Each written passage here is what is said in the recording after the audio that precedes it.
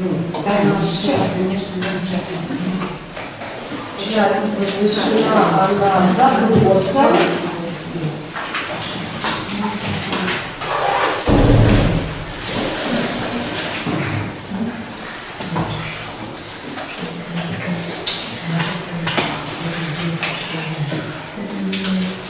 Значит, ну, что у нас является главной целью справочного библиографического обслуживания? Это получение информации, собственно, о его состоянии. Это показатели вывода справок у нас обычно характеризуют информационный потенциал библиотеки, эффективность использования ее справочно-библиографического и справочно-поискового аппарата. И также ведение учета всегда нам дает возможность изучить спектр информационных потребностей наших пользователей. Значит, что касается учет библиотечных и библиографических справок в нашей Российской национальной библиотеке начался в 1918 году, когда, собственно, появилось первое наше справочное бюро. По статистике тех времен за 3 месяца 1918 года справочное бюро выполнило более 100 справок. Знаете, сейчас это очень смешная цифра, но тогда для них это было, видимо, это было прорывом. Значит, что касается источников наших запросов. Вот здесь я специально вам сделала разные картинки, разные скриншоты, потому что запросы мы принимаем в любом виде. Да, вот в правой части вот это, собственно, бланки, которые когда-то были разработаны, и на них читатель, который приходит живьем на пункт библиографа, может, если вот запрос какой-то сложный, требующий разысканий, который нельзя выполнить в рамках методической консультации, то читатель может оставить, собственно, свою тему, свои данные, и вот этот запрос пойдет в работу. Да, и до сих пор, кстати, с такими запросами к нам тоже люди приходят. Да, то есть вот это вот бланки, которые до сих пор есть. Вот в левом нижнем углу вот это вот наши требования, так называемые, на книгу. Немножко за последние годы бланки чуть-чуть изменились, но все так же они выглядят. И иногда читатель, который не может найти книгу, мы ему предлагаем, и дежурный, собственно, не может найти сразу же ему эту книжку, мы предлагаем оставить вот это требование на разыскание. В течение 3 рабочих дней мы его разыскиваем в таком вот. На вот этом вот требовании на обратной стороне читателю пишется ответ. То есть мы работаем с традиционными запросами на нашу почту. В серединке скриншот из письма. Письмо это пришло к нам по Почте России, то есть такие письма к нам тоже приходят. И такие запросы мы тоже выполняем. В основном вот эти вот большие письма приходят к нам от осужденных, которые находятся в местах заключений. У них нет компьютеров, естественно, они вот могут только ручка, бумага прислать запрос на предоставление каких-то документов. Это обычно правовые бывают ресурсы, законы какие-то или постановления для своих каких-то нужд. Они запрашивают, и мы бесплатно им отвечаем на эти запросы. Единственное, что если документы очень толстые, да, то есть распечатать и выслать ему там 50 листов у нас нет возможности, потому что мы за это платить не будет, тоже будет посылка, то тут уж мы ему такие вещи мы не высылаем. Это 1-2 листочка, да, все это мы отправляем бесплатно. Значит, вот вверху самый первый запрос по электронной почте к нам пришел, и вот нижний запрос это тоже запрос от Кубинского читателя, который нам пришел на испанском языке. Да? Обычно все-таки приходят на английском, но либо у нас библиограф все-таки владеет языками, у нас есть целое направление, которое занимается именно иностранными источниками. Но вот, в принципе, с помощью Google переводчика всегда можно понять, что же человеку надо. То есть вот тут был достаточно сложный запрос на поиск статьи в журнале. Он был, собственно, письмо мы перевели с переводчиком, запрос сделали, но так как у нас есть человек, владеющий испанским языком, но не владеющий такой квалификацией, то мы, соответственно, запрос выполняли 2 человека. То есть человек, кто сделал его сути, и человек, который оформил ответ на испанском языке, чтобы человеку было приятно. Вот это мы все еще ведем, это наша первичная статистика, а эти листы дежурные заполняют на пунктах обслуживания каждый день. То есть мы пытались это вести в электронном виде, но неудобно. Все равно никаких счетчиков или никаких сканеров у нас все равно пока нет, хотя у нас закодированы читательские билеты, и когда читатель получает книгу, его билет считывается, и, соответственно, в базе у него изменяется статус, да, то есть за ним начинают числиться книги, которые он взял и пошел с ними в читальный зал. Нам все обещали, даже раздавали это оборудование, чтобы мы тоже как бы пропикивали как товары в магазине наших читателей, но пока так это ничего нам не внедрили, поэтому все точно так же традиционно. Мы ставим вот эти палочки, галочки, кружочки, вот эту статистику, она была придумана, когда мы начали работать на обслуживании, она была придумана мною в 2001 году. То есть вот до сих пор мы ей пользуемся, потому что удобнее ничего мы не придумали. Значит, палочки и галочки посещения – это количество читателей, которое пришло на пункт, неважно для чего. Человек мог прийти и спросить, как пойти в столовую, мы это все равно отмечаем. Справки – это устные справки и справки по телефону. Методические консультации – это рекомендации по поиску и подбору уже более развернутые. И вот другие виды работ – это вот то, что у нас обычно сюда пишется книговыдача. То есть выдача наших изданий из наших подсобных фондов. Вы видите, здесь, значит, я выбрала специально побольше статистику. За день было выдано, значит, читателю 2 книжки, и потом было выдано еще сотруднику сколько-то книжек. Да? То есть, так как сотрудники у нас обычно ходят без читательских билетов, хотя мы их все имеем для того, чтобы пользоваться фондами, то сотрудников не пишут, не заставляют писать читательский билет сотруднику. Да? То есть просто сотрудник. Значит, что касается еще посещений, у нас все читатели ходят с контрольными листками, то есть человек заходит в библиотеку, прикладывает к пропускному устройству свой читательский билет и получает контрольный листочек, на котором отмечается количество выданной ему литературы. Он с непогашенным листочком он не может выйти. То есть это способ как бы сохранения книг внутри библиотеки, потому что мы их на дом не выдаем. То есть если человек хочет выйти там на 10-15 минут из библиотеки, и ему надо все равно сдать всю литературу, отметить контрольный листочек и выйти. Если он приходит на библиографический пункт или на другой какой-либо проводе, то там тоже ставятся ему на контрольном листке отметочка. И в конце месяца отдел фондов и обслуживания считает еще эти отметки. И не всегда они совпадают с нашими. Потому что к нам человек может прийти 3 раза, и мы 3 раза поставим галочку. А на контрольном листочке мы ему одну печать только ставим, потому что иначе листочек очень быстро закончится.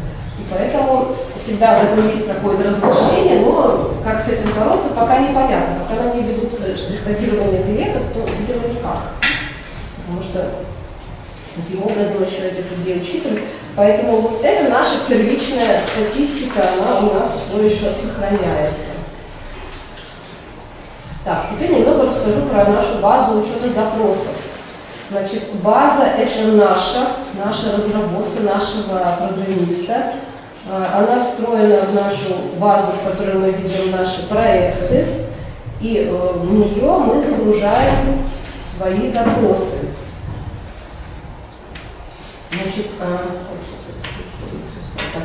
Значит, ну вот сверху в меню вы видите кнопочки, значит, зарегистрировать новый запрос, посмотреть, какие запросы находятся в работе, архив выполненных запросов и статистика. Значит, ну, здесь, естественно, разная градация доступа. Мы с Надеждой Игоревной имеем статус администратора. Это человек, который может загрузить запросы в базу, распределить его, соответственно, исполнителю, удалить, перераспределить. То есть вся вот эта вот работа верхнего уровня, это может сделать только администратор. Остальные имеют либо статус редактора, это заведующие группами, которые внутри группы распределяют запросы между библиографами, или, соответственно, уже исполнители, которые могут только делать свой запрос, да, и больше ничего там не нужно. Вот так вот выглядит уровень запроса в работе, то есть, видите, порядковый номер, дата регистрации для того, чтобы следить за выполнением, за сроками, описание запроса, статус запроса, да, запрос распределен, это он, соответственно, либо он распределен на группу и еще не получил конкретного исполнителя. Вот зелененькие, которые, у меня просто фамилии удалены, были когда-то на слайде для чего-то. Значит, вот зелененький запрос, который распределен, там уже присвоен ему исполнитель.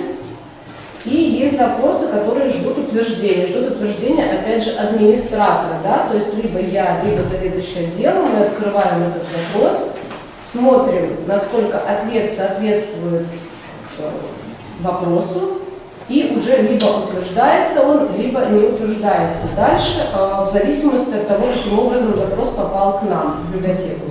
Да, если запрос пришел по электронной почте, то мы отправляем обратно по электронной почте. Если запрос к нам пришел через дирекцию, требует ответа на официальном бланке, то обычно мы это отправляем в канцелярию, потому что они уже будут это оформлять как положено. Да? То есть, значит, запрос имеет входящий и исходящий, они должны будут это учесть в своих журналах, это уже не наша как бы епархия, мы у себя его учили.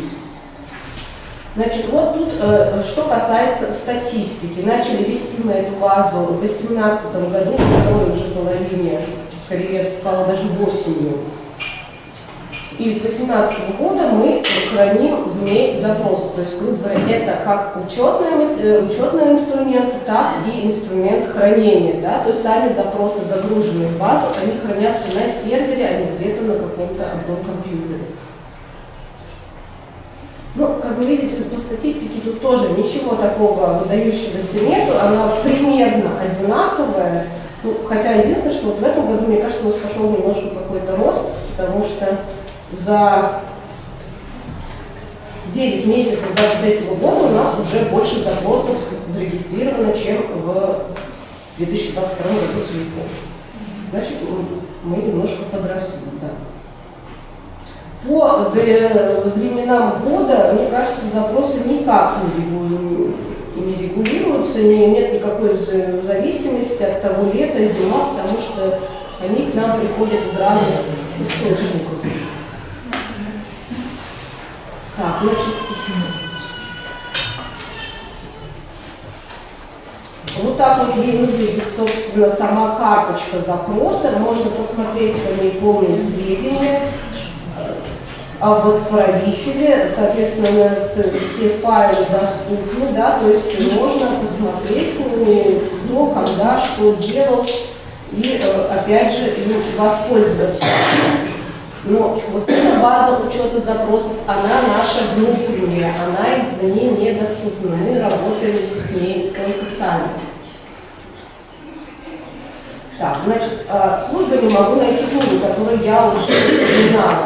Это запросы, которые приходят на поиск литературы, приходят они обычно либо из электронного каталога, в который встроена эта кнопочка «Не могу найти», либо можно на нее попасть из карточных каталогов или каких-то других. То есть как бы предлагается читателю, если он сам не может в каталоге найти нужную книгу, оставить заявку и, соответственно, вот в таком вот виде оператор это все увидит. То есть так, у нас в принципе, так как у нас один программист, все базы, на основе одной базы они все сделаны, они выглядят похожи. Также точно запросы поступают, распределяются между исполнителями и, соответственно, точно такая же система премодерации. Она у нас существует во всех наших службах и сервисах. То есть мы немножко, конечно же, теряем в плане оперативности, но мы боремся прежде всего за качество выполнения. То есть за качество выполнения следят администраторы. Если по какой-либо причине запрос не соответствует тому, что он должен соответствовать, то запрос возвращается на доработку пользователю, сотруднику, который его некорректно сделал. То есть пока вот эту форму службы не надо было найти.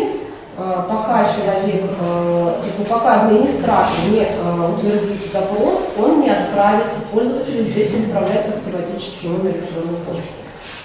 То есть можно и несколько раз возвращать на доработку, пока это не будет соответствовать какому-то уровню. Не могу сказать, что все довольны, да, иногда бывают запросы, сделанные в субботу-воскресенье. Мы в субботу-воскресенье с Надеждой Игоревной не работаем, мы только в понедельник их утвердим, и, могут быть какие-то с этим связанные небольшие недовольства. Но нам кажется, что качество выполнения запросов, оно главнее скорости, да, то есть мы не бежим никуда на перегонки, мы все-таки пытаемся на каком-то поддерживать какой-то высокий уровень выполнения. Значит, вот так выглядит, собственно, вопрос, ответ. Всегда, опять же, архив сохраняется, но архив этой службы также доступен только для нас, для сотрудников библиотеки. То есть извне его нельзя посмотреть. Запрос, статистика тоже примерно, с моей точки зрения, не меняется никак. Единственное, что я уже не в одной базе это наблюдаю, до 2018 года где-то у нас идет какой-то все время спад, а после 2020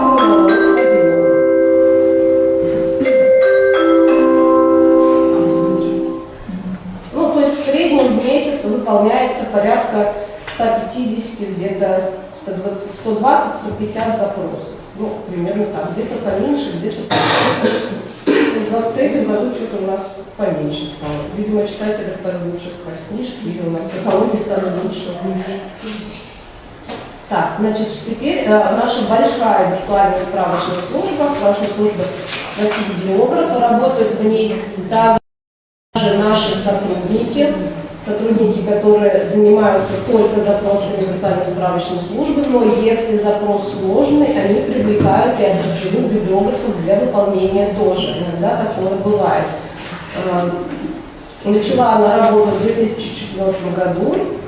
Вот так вот выглядит форма запроса. Как я уже сказала, из библиотеки, в библиотечной сети запросы в виртуальную справочную службу задать невозможно. Не знаю, сейчас что-то поменялось или нет.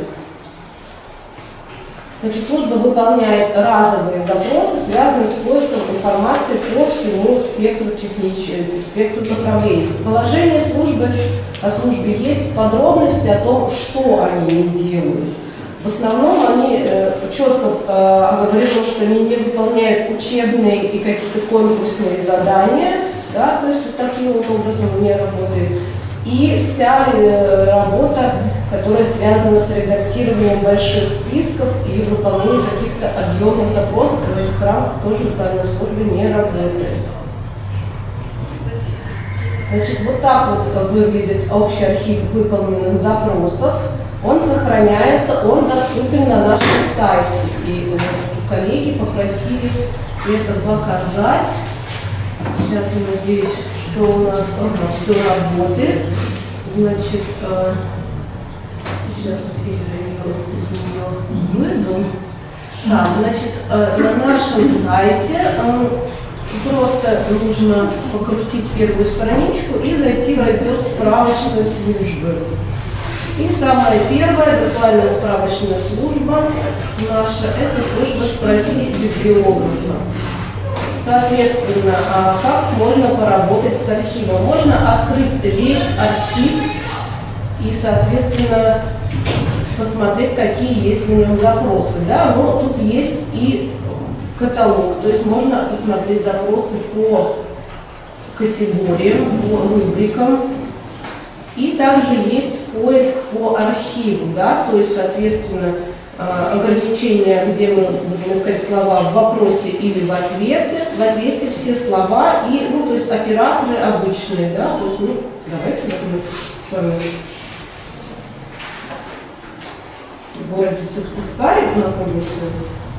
Давайте мы попробуем посмотреть, было ли что-то у нас про город Сыктывкар. То Так, тут где-то что-то, видимо, ага, ну, в источнике, вот, да, то есть вот он по всем полям, собственно, нам ищет. То есть вот так вот выглядит результат поиска. У нас он, да, 240 записей, везде, где встречается слово сертификат, мы с вами очень такой широкий задали поиск. Таким вот образом выглядит сам ответ на запрос, да, то есть обычные источники, традиционные. Если, сейчас где-нибудь есть у нас, так, ну это какие-то у нас старые запросы, соответственно, из последних страниц посмотрим, что там были. Да, вот видите, здесь уже появляется огромное количество электронных источников с указанием на то, что каким образом она доступна, да, вот, то есть e-library доступ после регистрации, электронная копия на сайте Калининградского федерального университета без каких-либо ограничений.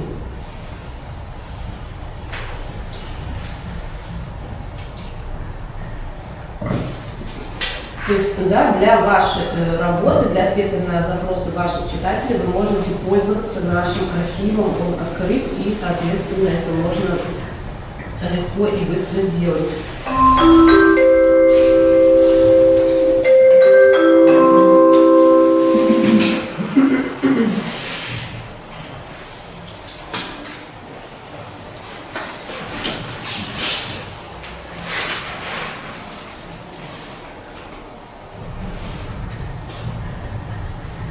Да, вот как я показала, уже выглядит архив. Так, вот так вот выглядит наша статистика. Тоже она примерно у нас, мне кажется, вся одинаковая, особо не меняется. Ну, то есть сначала идет какой-то в середине у нас был 14, 15, 16 года был большой всплеск, а потом как-то все пошло на спад. Но видите, в 2020 году очень даже неплохо наши коллеги работали. Значит, вторая виртуальная справочная служба, которая представлена на нашем сайте, это служба онлайновая распределенная служба КОРУ, это корпорация универсальных библиотек. Создана была в 2007 году, куратором является наша библиотека. На данный момент в корпорации участвуют 34 библиотеки, и мы всех туда, собственно, зовем и приглашаем.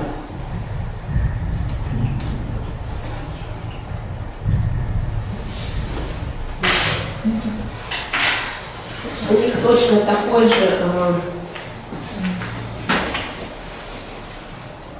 сайт, точно такой же доступ к архиву выполненных запросов. Вот здесь у меня статистика только по нашей библиотеке. Да, видите, отмечена моя библиотека.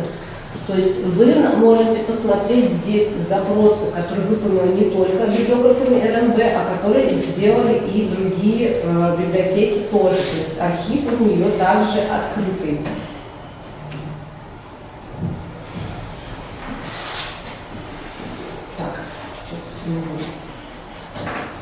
Идем обратно. Мышка. Так, сейчас мы вернемся и тоже покажу. Точно так же в разделе «Справочные службы», вот она, виртуальная служба КОРУ. Примерно так же выглядит и форма запроса. Нас не покажет, Так, опять не показывает, так. Ну, хорошо, что сказали, я-то у себя на экране вижу.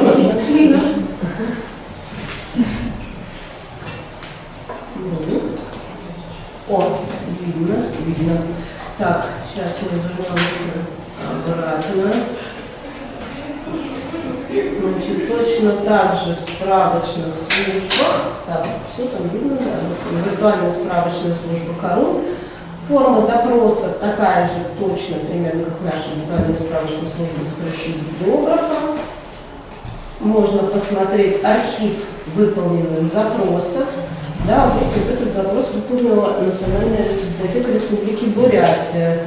Вот это Саратовская областная универсальная библиотека. То есть вся информация здесь загружается, и она в открытом доступе. И точно так же можно воспользоваться поиском по архиву. Да?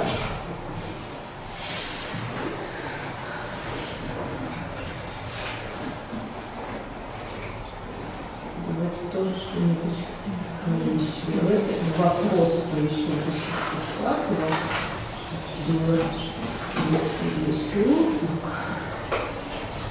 Да, вот таким вот образом, да, ну, видите, здесь вот это в старых еще запросах справки, да. Ага, вот. Видите, вот тут вот человеку отказывают в выполнении запроса, да, потому что требуется просмотр девизу в рамках виртуальной справочной службы, мы такие запросы не выполняем. Ну, вот так вот, вот так. Просто как место издания у нас везде встречается.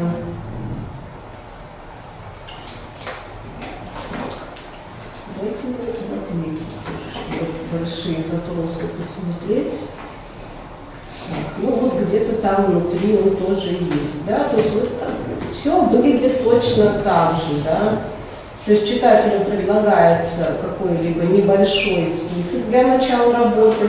Ему также даются рекомендации обратиться в наш информационно-сервисный центр. Это уже будет платная услуга. Ну, или человек начнет работу по какому-либо вопросу и дальше уже сам ориентироваться в нем и не обращаться уже в бюро. То есть вот таким вот образом. Точно так же призываю использовать архив выполненных запросов и нашей справочной службы КАРУ в том числе, потому что это очень удобно. Так, обратно.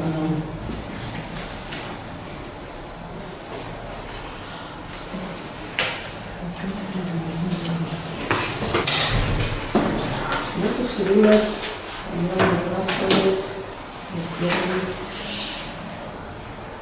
слайд. Так.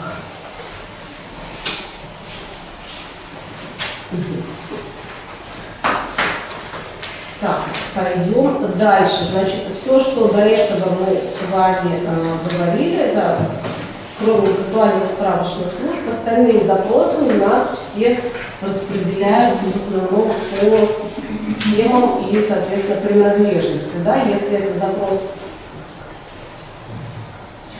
простой, но объемный, иногда его выполняют библиографы в универсальном направлении. Если запрос сложный, тематический, то тут, естественно, это делают отраслевые библиографы. Центр правовой информации у нас выполняет свои собственные запросы, да, связанные с работой с правовыми системами. Пользователи, читатели, да, приходят в центр, они могут работать самостоятельно, также они могут обратиться за помощью к библиографу и работать вместе с ним. Бесплатно мы также предоставляем какие-либо документы, информацию о наличии документа справочной правовой системе, статусе документа, сам документ и так далее. Если запрос сложный, да, то мы опять же предлагаем выполнять его на платной основе, да, потому что иногда бывает обращение по сложный запрос, подборка по какой-либо теме с большой глубиной архива, и это, конечно, уже будет не бесплатно. Для какой-либо обычно это работы диссертационной или научной, или какой-либо другой. То есть центр правовой информации, хотя у нас все в отделе называются библиографы, они выполняют запросы только касаемо справочных правовых систем. Они не работают другими запросами. То есть юридические запросы узкие. Да, если речь идет о каких-то исторических или более общих моментах, то это будут делать уже библиографы, отраслевые группы социально-экономической литературы. Например, вот у нас был запрос об истории нотариальной службы России, в Петербурге в частности. Поэтому часть этого запроса делали в социально-экономическое направление и часть литературы и филологии искусств, потому что петербурговедением занимаются они. Потому что да, это запрос более общий, не касаемо конкретных документов. Значит, что касается запросов информационно-сервисного центра, то, как я уже сказала, это все запросы на платной основе. У них на сайте есть своя база. отдельный учет, не загружаем в базу нашу учету запросов. То есть человек, лицо юридическое или физическое регистрируется здесь, да, оставляет свой запрос. Изначально он может получить библиографическую консультацию, да, мы иногда проводим библиографическую экспертизу запроса для того, чтобы сориентировать человека или учреждение, сколько, да, это будет стоить, как долго это будет выполняться, как это будет выглядеть, да, насколько это вообще возможно. Ну, иногда, собственно, сразу вопрос идет в работу. Помимо обычных разовых запросов, информационно-сервисный центр у нас и имеет долгосрочное сотрудничество с организациями. Это то, что раньше всегда называлось информирование. Значит, тут вот у меня несколько приведено организаций, с которыми мы работаем. Заключается договор, на основании которого с периодичностью, определенной в этом договоре, мы подбираем, библиограф подбирает и отправляют материалы по тем темам, которые, собственно, нужны заказчику. Это делают либо библиограф информационно-сервисного центра, либо, если вот в данном случае, в основном техническая какая-то составляющая, фармацевтическая, это делают наши библиографы, естественно, научного и технического направления.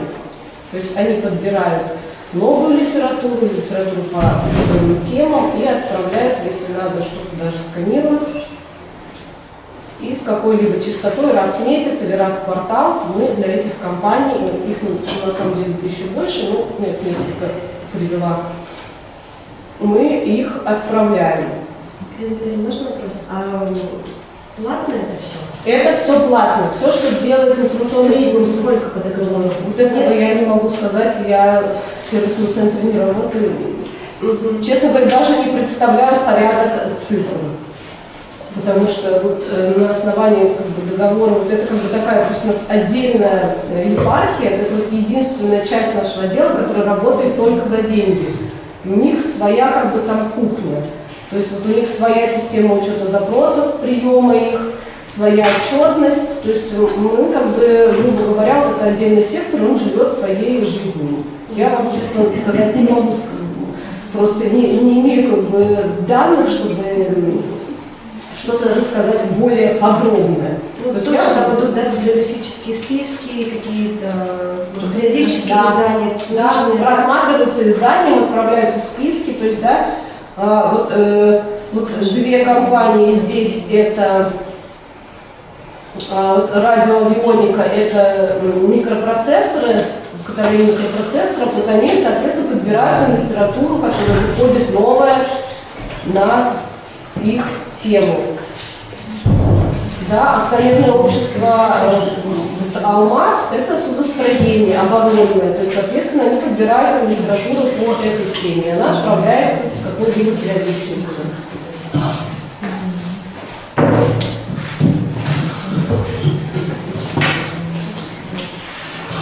То есть, что касается такого направления, как информирование, наш отдел этим не занимается. У нас нет такой системы. То есть вот это платная история, с которой по договору она идет своей одельной такой струйкой. У нас нет читателей или нет учреждений, с которыми мы работаем постоянно, да, по одному и тому же запросу. То есть, бывают читатели, которые, да, постоянные, которые ходят много лет, занимаются научной работой. Мы знаем, что этот человек занимается определенной темой. Но он сам приходит и сам занимается ее изучением. То есть, да, то есть он приходит к нам в библиотеку, а если ему нужно знать, вышла ли за тот период, пока он отсутствовал, новая литература, он идет на выставку новых преступлений. Это отдельное у нас подразделение. Он приходит к нашим библиографам, чтобы они ему посмотрели по электронным каталогам нашим, не появилось ли чего-то нового. Но это его самостоятельная работа. Мы ему сами ничего не отправляем. То есть это направление, я, честно говоря, не помню, чтобы мы вообще с кем-то так работали в нашем деле. Ну, может быть, когда-то раньше это было, но вот на моей памяти мы таким не занимаемся. То есть мы работаем по текущим запросам. Поступил запрос, мы его сделаем. То есть, а вот долгосрочное это только на платной основе.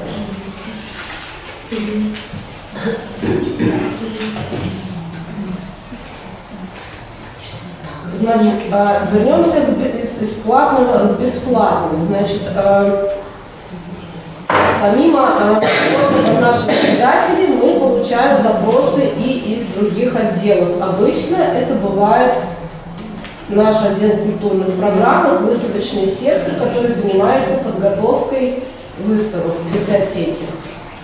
Они нам присылают за какое-то время тему, присылают концепцию. Если требуется, то приходит куратор, который нам, собственно, объясняет, что бы он хотел поставить на этой выставке.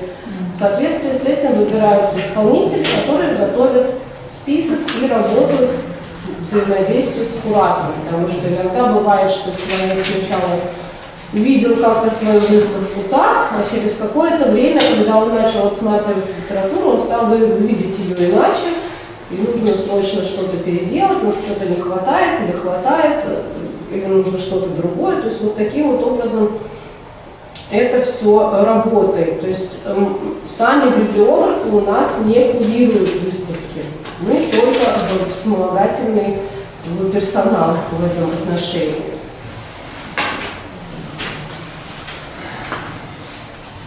Так, ну вот мы достаточно часто участвуем в этих подготовках. У меня тут буквально несколько выставок приведено. Значит, вот уже, как я упомянула, выставку к 30-летию, да, мы готовили эти списки нотариальной палаты, она проходила, да, у нас. Иногда к нам обращаются учреждения, которые хотят использовать наши материалы наших фондов в своей выставочной деятельности. Редко, когда, так сказать, мы даем живьем свои книги, потому что это достаточно недешево, да, это страховка и организация всего этого. Очень часто мы предлагаем сделать стендовую выставку с использованием электронных ресурсов, то есть в каком-либо виде, там, не знаю, на пенокартоне, на каких-то плакатах, то есть да, такое тоже мы практикуем.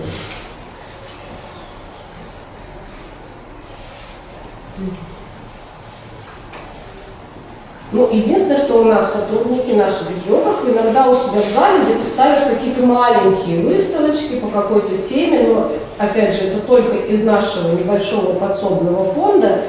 Иногда это бывает что-то новое, иногда это приурочено к какой-то дате, но это, в принципе, не основная наша работа, это просто для раскрытия фонда и продвижения своих услуг, только исключительно для привлечения внимания. Значит, вот так вот выглядит наша статистика, наш отчет, реальный отчет, который мы вот сдали. Значит, тут немножко его прокомментирую. Значит, посещение – это реальная цифра, которая входит в госзадание. Из этого отчета только она. Это реальные посетители библиографических пунктов. Вот это те данные с вот тех самых пресловутых листочков, на которых мы ставим галочки и палочки. И, соответственно, вот эти все подсчеты, они идут в этот отчет. Да? То есть первая графа – это план на год, а дальше уже выполнение этого плана. Как вы видите, вполне себе мы неплохо разбиты. Значит, выдача библиографических пособий – это выдача из нашего подсобного фонда, поэтому она не очень велика. Вот мы тут с коллегами пока обедали, я специально посмотрела по нашей базе, в которой у нас создан каталог подсобного фонда, у нас порядка чуть меньше 7 тысяч изданий, записей, потому что многие издания у нас дублируются. У нас 2 здания, поэтому у нас на 2 площадках эти пособия есть дублеты, да, то есть и там, и там. И также там есть дублеты в разных группах, одни и те же книги, естественно, тоже иногда по смежным тематикам попадают. Вот этот наш фонд подсобный, его мы и выдаем. То есть больше мы никаких книг не выдаем, у нас их нет. Обзоры, да, такая вещь старинная, как обзоры библиографические, мы все еще проводим, но не для читателей, не для внешних пользователей. Это все происходит обычно в рамках повышения квалификации. Сами сотрудники у нас друг другу их проводят. То есть такое все еще бывает, да. Значит, выставка новых поступлений, как я уже сказала, это только все из подсобного фонда, и крайне не часто это случается, потому что фонд у нас комплектуется, я бы не сказала, что очень быстро, но и нам это, собственно, и не надо, нам его просто будет некуда ставить. То есть, потому что если человек нет в нашем подсобном фонде, всегда можно заказать из основного и воспользоваться. Опять же, в главном нашем здании, в нашем справочном зале, где у нас собраны все библиографы и, собственно, ресурсы, у нас с нами же находятся коллеги из Центральной справочной библиотеки, а это отдельный специализированный фонд, в котором хранятся справочники и библиографические пособия. То есть они выделены. Энциклопедии, справочники, пособия, они все в отдельном фонде. Так, значит, ну дальше, с картотеками все понятно, это карточки, это традиционные картотеки, которые я упоминала. Они носят вспомогательный характер, ведется их сейчас очень немного. Методические консультации – это обслуживание, опять же, на библиографических пунктах, индивидуальные и групповые мы тоже сюда считаем. Хотя надо сказать, что группы к нам приходят не часто. То есть у нас, опять же, нету какого-то постоянного потока. Есть несколько вузов, которые когда-то давно начали водить к нам студентов на занятия, и они продолжают их водить, но их буквально там 3-4 вуза. То есть они просто звонят, договариваются и приводят группу читателей, которым кто-то из наших сотрудников рассказывает, как работать в библиотеке, что они могут там подчеркнуть нужного, и показывает работу с электронным каталогом. Ну, то есть такое ориентирующее вводное занятие, то есть не на какое-то неуглубленное, не на постоянной основе, а это вот разовые акции такие. Значит, сложные запросы у нас выделены, это вот те запросы, которые попадают в нашу базу учета запросов.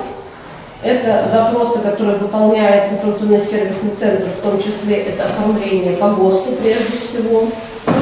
И также восполнение лакун тоже считается сложным запросом, потому что человеку недостаточно сказать, что нет книги, да, нужно для оформления карточки бездрат, можно подтвердить вообще то, что книга существует, что она где-то в наличии, в другой библиотеке, или найти. Ну, сейчас обычно все-таки мы достаточно подтверждения из электронного каталога других библиотек, потому что электронные каталоги сейчас почти есть везде, и это как бы стало очень легко. Раньше мы звонили по городу, если, или писали письма, и да, есть карточки старые, где написано там, что по телефону подтвердили в музее городской скульптуры, что это у них, это материал рукопись. И все, вот так, там машины написано. Сейчас, конечно, уже такого нет. Значит, библиографические справки пользователей библиотеки, это посетители библиотеки, это реальные читатели, опять же, да, и цифра тут больше, чем посещение, как вы видите, где-то примерно в 2 раза, потому что обычно посетитель получает в реальности не одну справку, а 2, да, то есть если человек приходит, понимаем, логично, если человек приходит с вопросом, есть ли у нас какая-то книга определенная, то, скорее всего, за этим последует вопрос, каким образом ее получить, или каким образом получить электронную копию. То есть явно будет не один вопрос, а 2. Да, или если ему скажут, что получить ее можно, сделав электронный заказ, то, скорее всего, будет 3-й вопрос, где потом получить этот заказ, да, потому что у нас в новом здании там разные места получения. Поэтому и выходит, что посещаемость меньше, чем, да, справки, количество справок больше, чем посещаемость.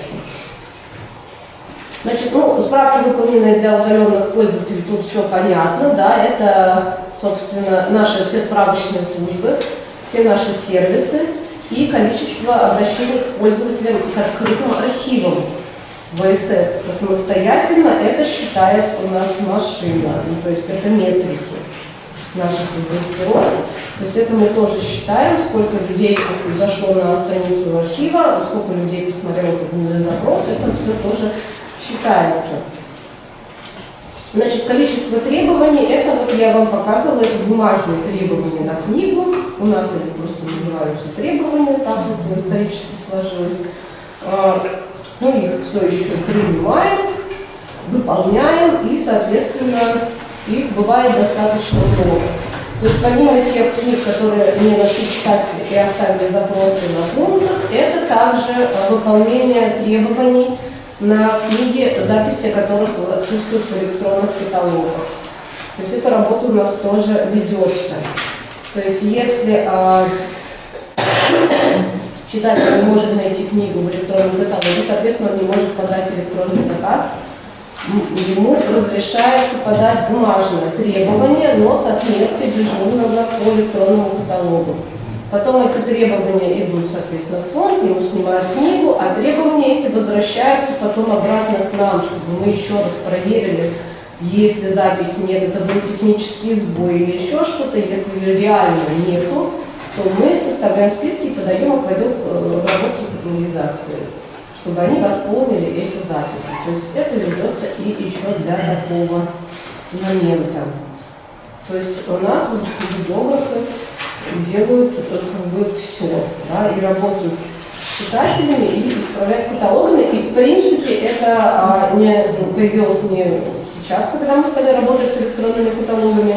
Мы когда работали только с карточными каталогами, мы тоже сотрудничали с отделом обработки каталогов. Мы, когда ты видишь там застановку, или там карточка какая-то оборванная, или что-то, или в генеральном каталоге нет карточки или читательском, ты также брал раньше, просто ты раньше брал в ящик, нес к их столу, ставил его там, ставил бумажку и оставлял свой сигнал таким образом.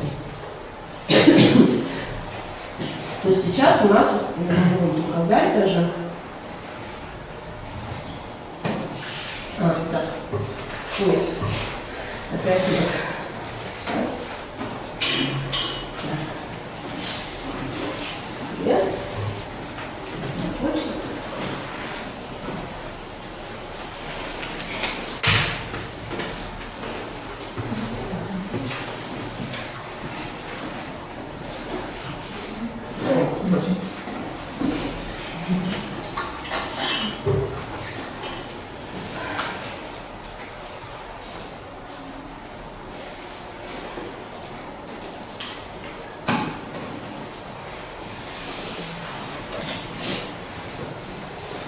Сейчас у нас в электронном каталоге есть такие чудесные кнопочки, как кнопочка «Сообщить об ошибке».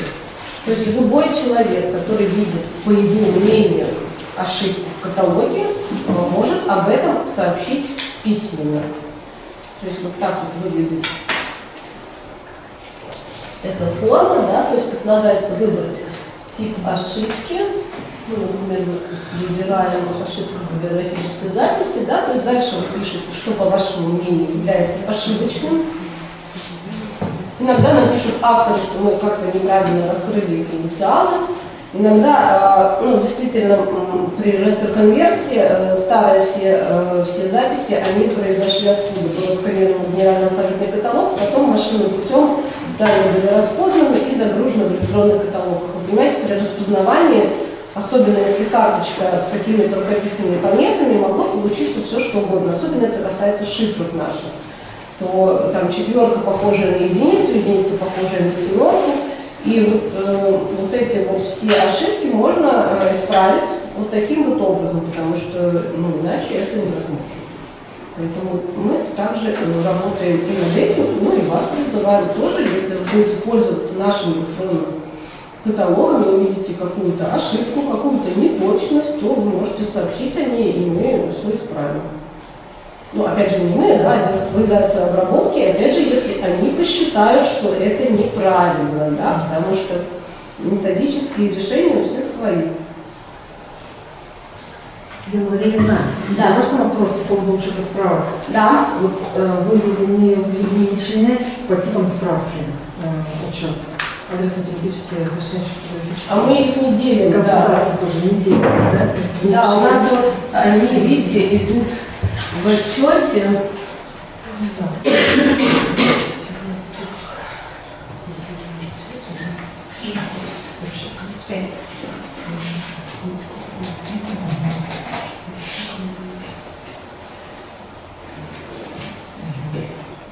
Они у нас, вообще, вот, они у нас в отчете, да, не делятся.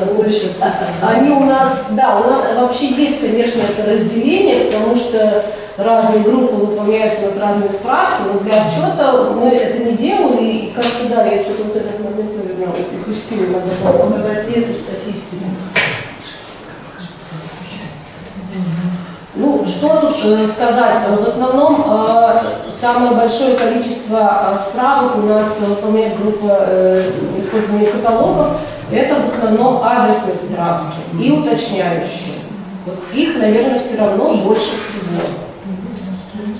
Потому что, грубо говоря, человек у нас, читатель наш, может встретиться со своей нужной ему книгой, да, когда он будет знать шифр ее хранения. Без этого он книгу не получит. При наших фондах книгу без шифра найти невозможно. Соответственно, ему нужно знать полное и правильное библиографическое описание и шифр книги. Вот как бы это самая главная информация, которая нужна. Это самые распространенные запросы, да. Поэтому, ну, вот адресные и уточняющие справки, я думаю, что это на самом высоком каком-то уровне. Так, это, собственно, у меня был и последний слайд с картинкой. Какие-то вопросы, если есть, давайте их задавайте еще, и мы обсудим уже конкретно. Да. А вот когда записки готовятся, вот эти вывешивать, ну, вот, допустим, виртуальные справки, библиографическое описание придерживается последнего ГОСТа, да? Да.